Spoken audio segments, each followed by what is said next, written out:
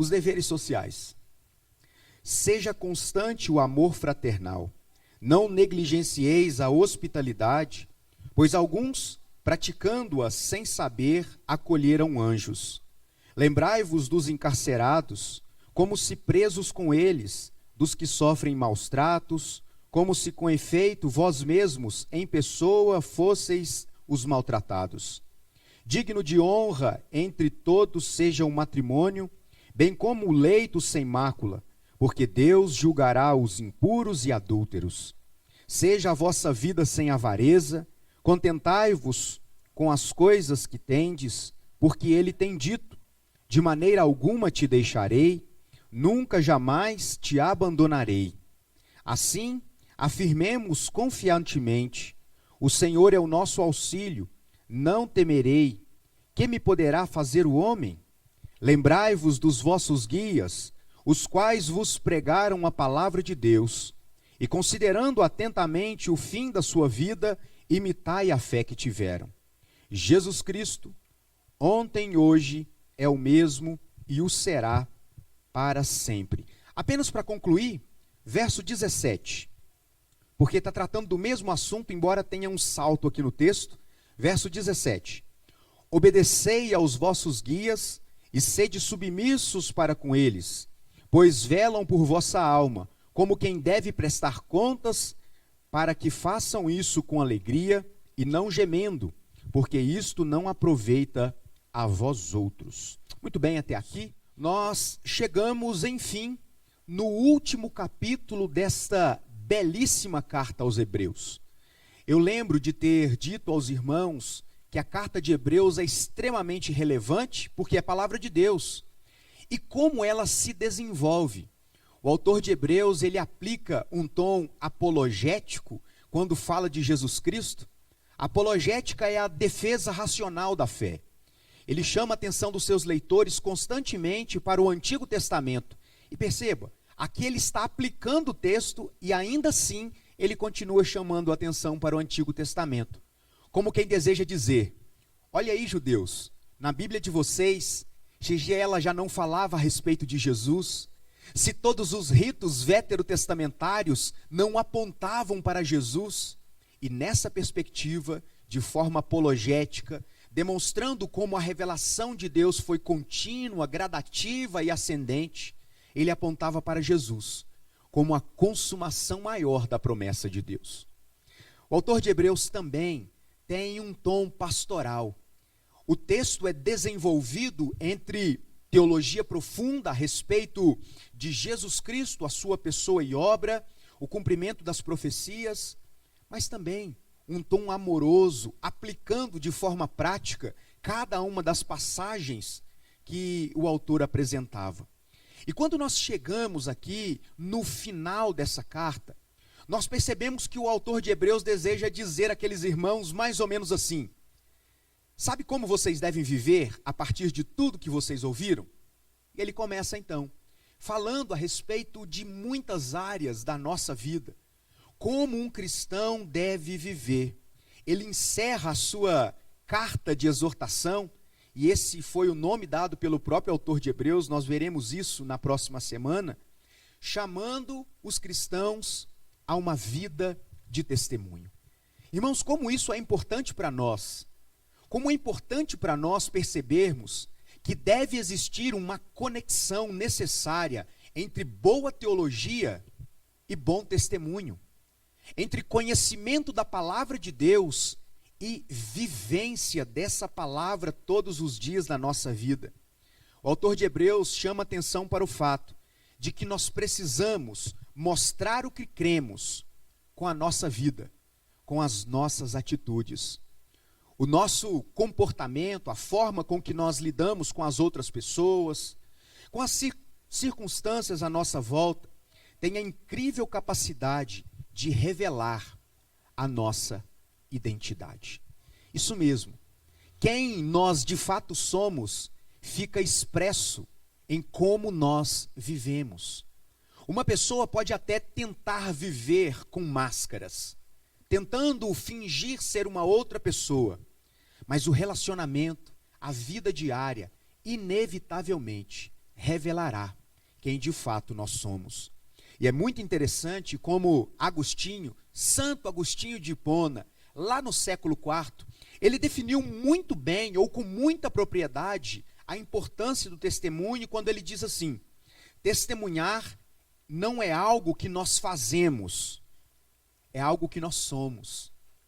E nós precisamos entender, irmãos, que a nossa vida prática precisa demonstrar a fé que nós dizemos ter no nosso coração. Então, o nosso testemunho não deve ser algo reduzido a momentos que nós nos encontramos aqui algumas vezes na semana, ou quando nós temos alguma interação ao longo dela, nos cultos dominicais. O nosso testemunho deve ser, o nosso bom testemunho cristão, deve ser um estilo de vida. É muito interessante que Jesus, no famoso Sermão do Monte, ele afirmou categoricamente que os discípulos de Jesus, e essa palavra se aplica a nós aqui nessa noite, são sal da terra e luz do mundo. Isso traz uma implicação muito importante para as nossas vidas.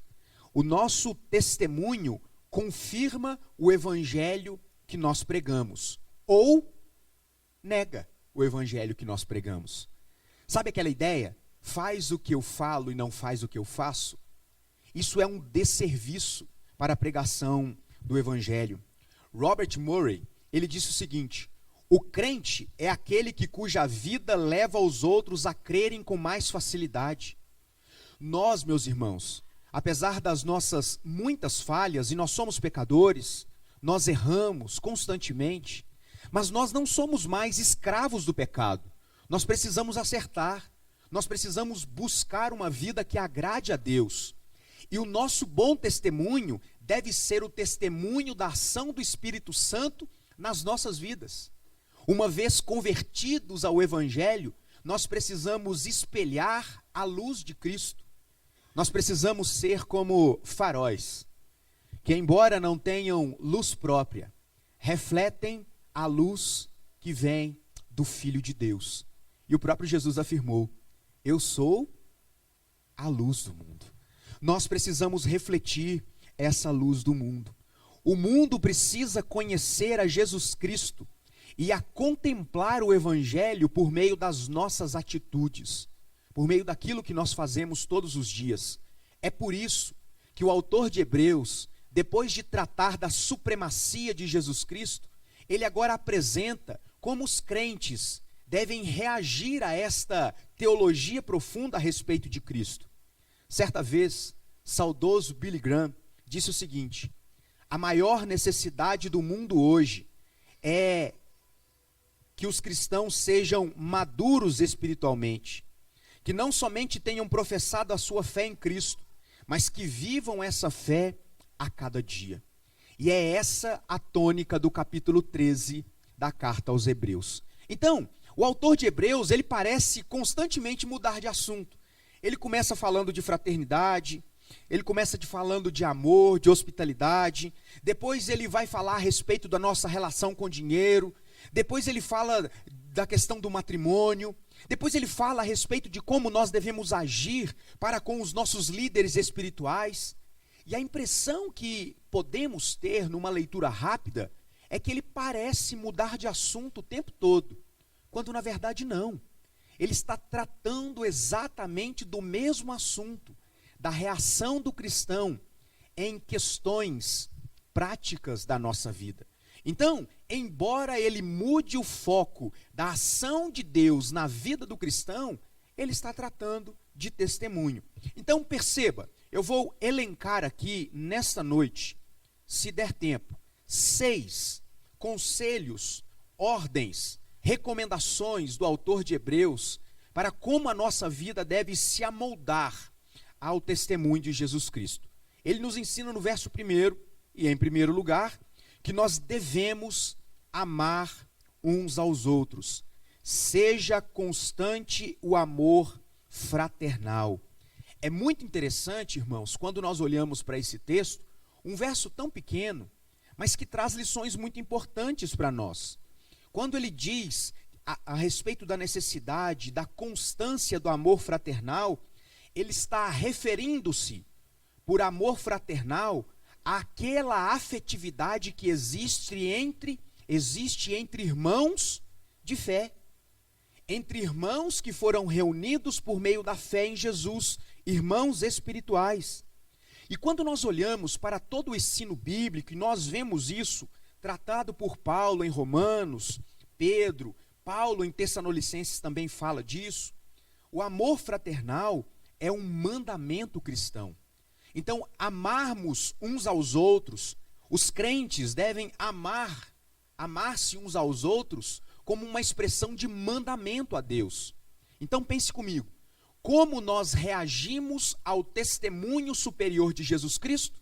Em primeiro lugar, amando uns aos outros de forma constante, entendendo que amor fraternal é um mandamento cristão. E se você depois quiser conferir, além desse texto, nós temos Romanos capítulo 12, verso 10, 1 Tessalonicenses capítulo 4, verso 9, 1 de Pedro 1, 22, 2 de Pedro 1, 7. Todos estes textos estão tratando a respeito da necessidade do amor fraternal e mais, da constância desse amor. A fé opera pelo amor, mas quando a fé entra em crise, o amor pode se esfriar. Perceba como essas duas áreas da vida do crente andam numa relação dialética, elas se comunicam entre si. A fé que se manifesta por meio do amor que nós precisamos ter uns com os outros. Então, em primeiro lugar, amem-se constantemente num amor fraternal. E ele continua, verso 2, sejam hospitaleiros. Então, nós precisamos ser hospitaleiros.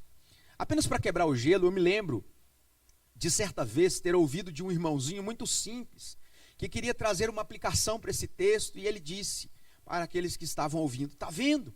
Os irmãos não visitam o hospital, a Bíblia está dizendo que é necessário ser hospitaleiro. Esse irmão, ele já não está entre nós, ele não morreu não, mas se mudou. E é muito interessante, irmãos, porque embora o texto um pouco adiante fale da necessidade, de termos atenção para com aqueles que sofrem, aqui hospitalidade diz respeito a como nós recebemos as pessoas. E é muito interessante como o texto traz um tom de beleza, dizendo que muitos, ao responderem com fé ao testemunho de Jesus, sendo hospitaleiros, chegaram a receber anjos em sua própria casa. Então, algumas lições aqui são importantes para nós. A primeira delas, e a mais óbvia de todas, a hospitalidade não pode ser negligenciada. Ela é uma ordem. Perceba, irmãos, que esses conselhos do autor de Hebreus reverberam, na verdade, aquilo que a Bíblia, em outro momento, trata como algo necessário, que precisa ser evidente na vida de todos os cristãos. Paulo trata disso também em Romanos capítulo 12, verso 13.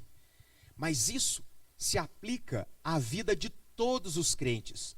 De forma mais específica, Paulo ainda, em 1 Tessalonicenses capítulo 3, verso 12, fala que essa é uma característica que deve ser vista na vida dos líderes da igreja. Todos nós precisamos agir com generosidade e hospitalidade, recebendo os nossos irmãos. Ela é considerada uma prova de caráter. É o que Paulo assevera em 1 Timóteo, capítulo 5, verso 10. Ela precisa ser demonstrada aos irmãos na fé, às pessoas que vêm de fora, àqueles que têm mais necessidade. E sabe o que é interessante, irmãos? A Bíblia, ela é tão profunda e o mandamento do amor, ele é tão intenso, que chega a nos dizer que a generosidade, que a hospitalidade precisa ser estendida até os nossos inimigos. Quem são os inimigos dos crentes, se os crentes precisam ter paz para com todos? Já parou para pensar nisso? O crente não pode ter inimigo, mas a Bíblia trata dos inimigos dos crentes. Nós temos como inimigos todos aqueles que nos perseguem pela fé que nós professamos. E até com estas pessoas, nós precisamos agir com amor, que se revela, entre outras coisas, pela hospitalidade. E em segundo lugar, como eu disse, algo que soa como um presente. Imagine você reagindo ao amor, pelo testemunho de Jesus Cristo, ter agido com hospitalidade e tendo em algum momento, quem sabe, recebido próprios anjos. Algumas vezes, Deus, durante o Antigo Testamento, ele enviou os seus mensageiros, anjos, para comunicar mensagens de Deus aos seus servos. E é muito interessante como a Bíblia trata deles como varões vestidos de branco. Então, certamente, isso aconteceu algumas vezes ao longo da história. E eu tenho um testemunho muito particular a respeito de hospitalidade. O ano era 2015, eu era seminarista e estava trabalhando na congregação presbiterial de Carmo do Rio Claro. Nós íamos para lá quase que todos os dias, de Areá do Carmo. E quando chegava no final de semana, ou na sexta ou no sábado, íamos para visitar os irmãos, ter ali um contato mais próximo com os irmãos, e nós dormíamos na casa dos irmãos ali de Carmo do Rio Claro. A igreja lá é muito pequena, até hoje é pequena, poucos membros. Mas sabe o que marcou a nossa vida? Eles se organizaram, fizeram um rodízio para que cada semana nós fôssemos recebidos por uma família. Então, em cada semana, a Fernanda, Mateus e eu éramos recebidos por um irmão diferente. É claro, como a igreja é pequena, esses irmãos se repetiram e isso criou uma afinidade muito grande com aqueles irmãos. E nós pudemos experimentar na pele o que é ser recebido por um povo hospitaleiro. Que Deus abençoe os nossos irmãos de Carmo do Rio Claro. O texto continua, e é muito interessante como no verso 3, ele fala a respeito de cuidado. E aqui o conselho é, nós devemos visitar. É isso mesmo, mas pastor, eu não li esse termo aqui. Sim, o texto está dizendo que nós devemos visitar aqueles que sofrem. E aqui o autor, ele se utiliza da seguinte imagem: lembrai-vos dos encarcerados, como se vocês estivessem presos com eles, dos que sofrem maus tratos, como se com efeito vós mesmos fosseis maltratados. A ideia aqui é de termos empatia para com aqueles que estão passando por algum tipo de dificuldade. E sabe por que eu disse que o autor está mandando que a gente se lembre, que a gente visite as pessoas com dificuldade? Porque aqui o verbo lembrar, no grego, ele significa mais do que uma lembrança. Ele significa uma atitude, mais do que um ato mental, uma decisão consciente, intencional, em favor daqueles que estão passando por algum tipo de dificuldade. Então, aqui, quando nós lemos que é necessário que nós nos lembremos daqueles que sofrem, a ideia é, nós precisamos ir ao encontro daqueles que sofrem. Nós precisamos estar perto daqueles que sofrem. E aqui é muito interessante, irmãos, quando o autor faz menção dos encarcerados. Pastor, mas parece que eu não tenho lá muito o dom de visitar os presos na cadeia. E eu sei que você muitas vezes pense isso, e realmente é um trabalho muito específico mesmo, capelania prisional.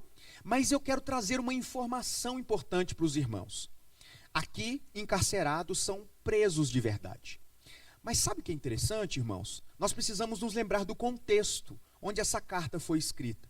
Um contexto onde os irmãos da fé estavam sendo perseguidos. Lembra? O irmão da fé, com quem eu preciso ter um amor fraternal, algo que vem de Deus. Eles estavam sendo perseguidos e uma das penas possíveis ao que era imputada aos cristãos daquele tempo era o encarceramento. Nós podemos olhar para o Novo Testamento e perceber como, por exemplo, Paulo foi preso várias vezes. E por que Paulo foi preso? Todas as vezes, porque estava causando agitação, pregando o evangelho. Então, penso que aqui o texto está referindo-se muito mais àqueles com quem nós temos uma relação fraternal e que estão impossibilitados ou que estão em algum tipo de sofrimento, do que a outros tipos de encarcerados, embora eles também precisem ser objeto do nosso amor, compaixão, oração e ação. Então, nós aprendemos aqui que aqueles que sofrem precisam receber o cuidado dos crentes. Tiago 1:27 diz que a religião pura e sem mácula envolve, ou seja, ela está contido nela a visitação aos órfãos e viúvas, pessoas que estão passando algum tipo de tribulação. Se você é do tipo de crente que vem na igreja, vai embora e não sabe o que está acontecendo com os outros, pense um pouquinho, porque a palavra de Deus tem te chamado para ser mais engajado na vida dos outros. E aqui não se trata de saber necessariamente o que cada um está fazendo. Se trata de cuidado mútuo, de ser bênção, de apoiar, prestar suporte e em algum momento receber suporte dos irmãos. O texto continua. Então nós já estamos na quarta recomendação do autor de Hebreus. E aqui ele muda drasticamente. Se antes os deveres eram externos à família, agora ele começa a falar de família, falando da necessidade de cultivarmos uma pureza sexual. E olha como ele coloca esta recomendação, essa instrução. Digno de honra entre todos seja o matrimônio, bem como o leito sem mácula, porque Deus julgará os adúlteros. Irmãos, eu vou ler de novo o que esse texto está dizendo.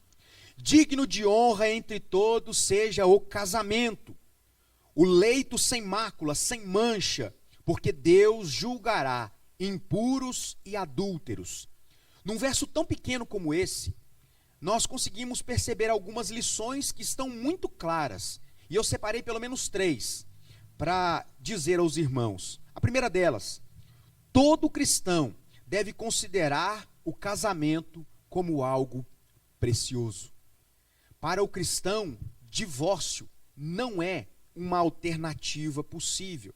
Nós devemos nos esforçar naquilo que nos couber para manter a nossa família.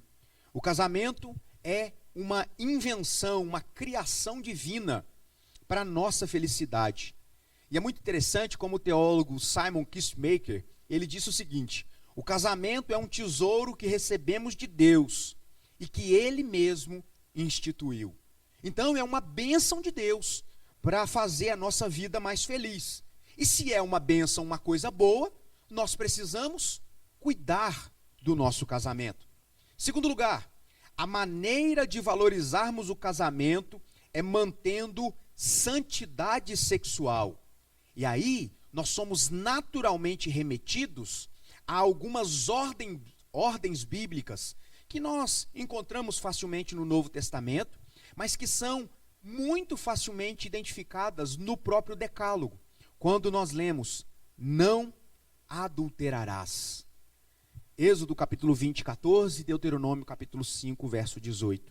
Então, a maneira bíblica de valorizarmos o nosso casamento é mantendo a pureza sexual. Uma questão de caráter diante de Deus. E aí, irmãos, vem uma parte pesada. Deus, terceira lição, Deus julgará os impuros e adúlteros. Então vamos lá. Se algum dia eu cometi alguma impureza sexual, ou se algum dia eu cometi adultério, quer dizer então que eu sofrerei a condenação de Deus, o julgamento de Deus? Não é disso que o texto está tratando. O texto não trata de pecados arrependidos e de vida consertada. O texto está tratando de pessoas que vivem na impureza sexual e que vivem no adultério. Ou seja, uma pessoa que não teve um verdadeiro arrependimento e que por isso não mudou de vida. A ideia do texto é, a conta vai chegar. E se o mundo trata isso com tranquilidade, Deus há de julgar aqueles que são impuros e adúlteros não arrependidos. O sexo ilícito será punido por Deus. E aqui, sexo ilícito, vide, antes do casamento ou fora do casamento. Fora do contexto do casamento é algo que a palavra de Deus condena e Deus há de prestar contas. Para a sociedade sem Deus, sexo é necessidade e diversão. Aos olhos de Deus, sexo fora do contexto do casamento é pecado. Simples assim, sem meias palavras. Impuros, adúlteros, efeminados, sodomitas, diz-nos o texto de 1 Coríntios, capítulo 6, versos 9 e 10, e eu acho que esse vídeo vai cair, não herdarão o reino de Deus. As pessoas que não se arrependerem dos seus pecados e entregarem a sua vida completamente nas mãos de Deus, diz-nos o texto da palavra de Deus, não herdarão o reino de Deus. Então, nós devemos cultivar pureza sexual no contexto do casamento. Quinta e penúltima recomendação, ordem, aqui que nós encontramos do autor de Hebreus. Nós devemos viver contentes. Irmãos, se existe, marcas que identificam a nossa sociedade, uma delas é o descontentamento com aquilo que se tem. Sexo, dinheiro e poder são ídolos desse mundo. E como toda idolatria tem o poder de roubar o coração, a mente e os desejos, as pessoas têm vivido em torno dessas coisas, buscado contentamento para a sua própria vida nestas coisas que são passageiras. Sexo, dinheiro, poder, todas estas coisas produzem algum tipo de alegria, mas que são passageiras, efêmeras, que não se sustentam. A cobiça e a avareza por bens materiais podem levar uma pessoa a roubar e a matar. Irmãos, é muito triste. Nós passamos por isso recentemente, numa cidadezinha tão pequena como a nossa, um evento, da quadrilha do cangaço, vindo na cidade, tomando a cidade, explodindo agências bancárias, ameaçando policiais, cidadãos. Uma coisa tão horrível como essa, uma maldade, apenas para roubar o dinheiro, para poderem desfrutar de bens materiais. E é exatamente por isso que nós precisamos considerar muito aquilo que o verso 5 do texto está nos dizendo. Seja a vossa vida sem avareza. Ou seja, dinheiro é bom. E o pastor não está dizendo o contrário, não. É bom sim. Se eu tivesse mais, aleluia. Mas viva sem avareza. Não ame o dinheiro. Não viva em função do dinheiro. Ele continua. Contentai-vos com as coisas que tendes. Ou seja, seja grato por aquilo que Deus tem dado a você, ainda que diante das outras pessoas possa parecer pouco. E aí eu me lembro, pouco com Deus é muito, irmãos, é muito. Porque Ele tem dito, de maneira alguma te deixarei, nunca jamais te abandonarei. A ideia é que Deus está conosco, suprindo todas as nossas necessidades.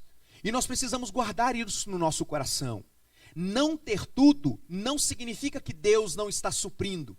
Significa, muitas vezes, que nós temos amado demais os nossos desejos, em detrimento de considerarmos as nossas reais necessidades. Às vezes, as pessoas são infelizes, não porque lhes faltam o básico, mas porque amam demais os seus próprios desejos. Deus se compromete em sua palavra em nos dar aquilo que for necessário para termos uma vida digna. Deus nunca se comprometeu em realizar todos os nossos desejos. De novo, eu não estou dizendo que realizar desejos seja uma coisa ruim. Eu estou num momento, eu tive que vender minha moto e eu fico todo dia olhando. O OLX, o Felipe fala isso, A gente fica no OLX procurando uma coisa que a gente não pode ter porque não tem dinheiro para pagar. E eu fico ali sonhando. Em algum momento, quando, quem sabe, talvez Deus me dará condições de ter de novo um veículo automotor de 2 rodas. Não tem nada de errado, irmãos, você sonhar com a casa própria, com o carro novo, com a viagem dos sonhos. Eu sonho muito em fazer uma viagem por terras bíblicas, passando pelo Egito, Mar Morto e Jerusalém. Mas hoje, com o câmbio, custa R$ 20.000 para uma pessoa. E como eu sou um com a Fernanda, eu não me vejo fazendo essa viagem sem ela. Então 20, com 20, 40. Mais uns 10 para alimentação, R$ 50.000. Oxe, sem previsão. Mas isso não significa que a gente deixe de sonhar com essas coisas, trabalhar por essas coisas, mas não deixar de ser feliz por não tê-las. Porque aquilo que nós precisamos ter, Deus há de suprir. É muito interessante como William Hendrickson disse, o que ele disse a respeito do contentamento. Ele disse assim: o contentamento com Deus tem nos dado o remédio contra a avareza. Você quer fugir da avareza, da idolatria, do desejo e do amor ao dinheiro? Seja contente com aquilo que Deus te deu. Ter um carro zero é bom, mas andar de Fusca, amarelo, igual o meu que fica abrindo as portas, é bom também. Te leva nos lugares. Seja contente com todas estas coisas. Em 1 Timóteo capítulo 6, verso 10, Paulo diz que o amor ao dinheiro é o quê? A raiz de todos os males. A idolatria no coração, o desejo de ter, leva as pessoas a praticar tantos e tantos outros males. O autor da carta se junta aos seus leitores numa declaração de fé, quando ele diz, assim, agora ele se inclui, afirmemos confiantemente, o Senhor é o meu auxílio, não temerei. O que me poderá fazer o homem? Irmãos, mais uma vez, uma citação do Antigo Testamento, Salmo 118, verso 6. O objetivo aqui é encorajar os seus leitores a não temer os seus perseguidores, a não permitir que as perseguições da vida pudessem fazer com que eles desistissem de perseverar na fé, que foi justamente o tema dos 2 últimos capítulos. E ele termina essa sessão trazendo uma recomendação solene para os seus irmãos leitores e para nós aqui nessa noite.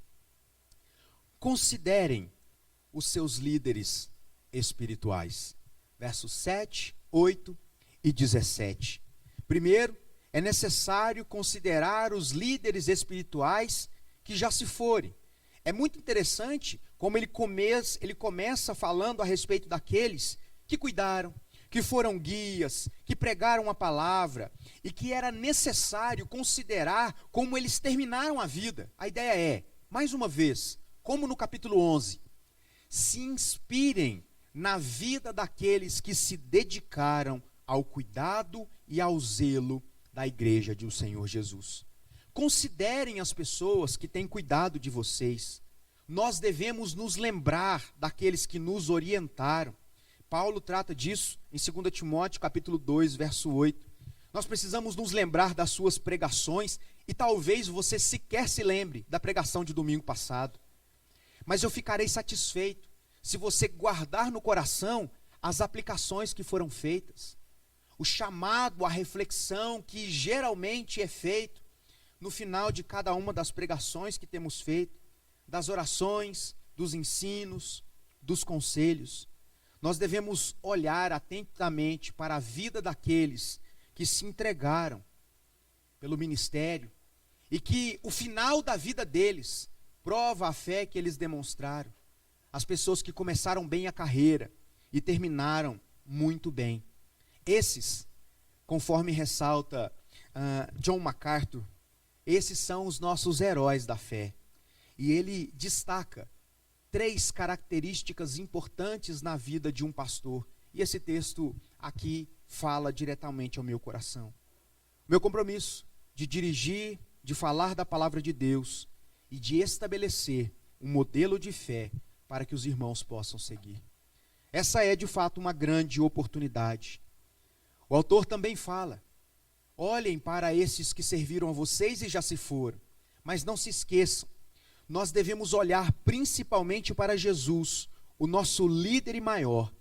Cristo é hoje, foi ontem e será para todo sempre superior a todos os líderes que já viveram aqui. Jesus é maior do que tudo, e não à toa nós temos chamado essa série de exposições como maior do que tudo. Mas nós devemos também, e agora, me voltando para versos 7 e 17, considerar os líderes atuais. Obedecei agora, no tempo presente, os vossos guias, sede submissos para com eles, pois eles velam a vossa alma como se deve prestar contas, para que façam isto com alegria e não gemendo, porque isso não aproveita a vós outros. Irmãos, duas ordens: obedecei e sede submissos aos vossos guias. Dei ouvidos àquilo que é pregado aqui nesse púlpito. E talvez você fique pensando o seguinte: puxa vida, mas talvez o meu guia não seja assim alguém que vela pela minha vida como deveria. Isso é uma conta que o seu pastor vai ter que prestar diante de Deus, como alguém que presta contas diante de Deus, como alguém que será cobrado por aquilo que fez, pelas motivações que teve para o exercício do seu ministério.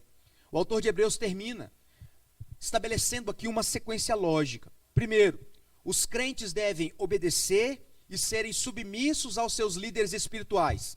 Depois, os líderes espirituais devem levar a sério o trabalho de velar, de cuidar das almas das ovelhas. É como, na linguagem de Ezequiel, capítulo 3, verso 17 e 18, são como vigias, como atalaias. E eles, no caso, nós, seremos cobrados por Deus no nosso ministério. Terceiro lugar, líderes e liderados precisam experimentar prazer e alegria enquanto ambos cumprem a sua parte nesta caminhada. Aqueles que são submissos e obedecem, e aqueles que cuidam, que velam das almas, porque Deus está no controle de todas as coisas, e nós devemos ver nisso, no cuidado, no trabalho pastoral, na dedicação, na submissão, na obediência dos irmãos, beleza, em sabermos que nós estamos no caminho certo, no caminho de Deus. Então, nós terminamos esta primeira parte, os deveres cristãos, parte 1, aprendendo fundamentalmente 3 coisas. A primeira delas, o nosso casamento é algo preciosíssimo, algo que nós precisamos levar em altíssima conta. Nós aprendemos a valorizar os nossos relacionamentos fraternais, a aprender a viver contentes em qualquer situação. Então perceba, irmãos, nós precisamos nos amar uns aos outros. Isso nos leva a cuidar uns dos outros, a visitar uns aos outros, a zelar, cuidar, prestar suporte uns dos outros e a vivermos contentes com aquilo que Deus nos deu, com os recursos que Deus nos deu, com aquilo que Deus tem colocado nas nossas mãos. E por fim, nós precisamos entender que, quer sejamos membros da igreja, precisamos respeitar e considerar os nossos líderes espirituais. E os líderes espirituais precisam estar atentos nessa tarefa de cuidar, de zelar pelas almas. Que Deus nos abençoe, que Deus fale ao nosso coração e nos permita cumprirmos os nossos deveres sociais, os nossos deveres cristãos, para quê? Para a glória do nosso Senhor e Salvador, Jesus Cristo. Amém, irmãos? Mas é amém mesmo? É amém do tipo, eu vou fazer isso aí na minha vida? Eu vou começar a mudar algumas coisas? Porque senão não adianta, irmãos. Só conhecimento sem prática não gera transformação. Então nós precisamos de conhecimento, ação, para que a gente saia dali com uma transformação, tendo uma visão de mundo diferente, olhando com mais carinho para a necessidade das pessoas, considerando o fato de que nós precisamos viver tendo contentamento no nosso coração e respeitando e ajudando os nossos líderes. Que Deus abençoe a vida dos irmãos, hoje e sempre, em nome de Jesus.